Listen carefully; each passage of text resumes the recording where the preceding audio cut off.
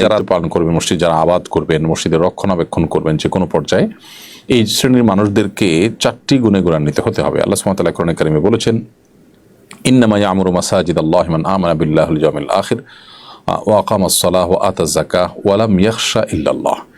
আল্লাহর ঘর আবাদ করবে সেই মানুষেরা যারা আল্লাহ এবং আখিরাতে বিশ্বাস করে, সালাত কায়েম করে, যাকাত দেয় এবং আল্লাহ ছাড়া কাউকে পরোয়া না করে। এই 4 গুণে বিশিষ্ট মানুষরা আল্লাহর ঘর আবাদ এর জন্য উপযোগী। অতএব যারা মসজিদের সাথে, মসজিদের খেদমত, মসজিদের সেবা, মসজিদের কার্যক্রম পরিচালনার সাথে কোনোভাবে জড়িত, তারা অবশ্যই আল্লাহর প্রতি ঈমান আনবেন পরিপূর্ণভাবে, আখিরাতের প্রতি তাদের দৃঢ় বিশ্বাস থাকবে এবং 5 ওয়াক্ত সালাত তারা আদায় করবেন, যাকাত ফরজ হলে যাকাত আদায় করবেন এবং আল্লাহ ছাড়া আর কাউকে পরোয়া করবেন না, শুধু আল্লাহকে ভয় করে চলবেন, আল্লাহর ভয় অন্তরে লালন করবেন। এই গুণগুলো যদি কারোর মধ্যে থাকে, এই 4টি গুণ থাকে, তাহলে সেক্ষেত্রে ইনশা আল্লাহ বিইذনিল্লাহ তিনি এই আল্লাহর ঘরের যে কোনো মসজিদের খেদমতে তিনি নিয়োজিত হতে পারবেন।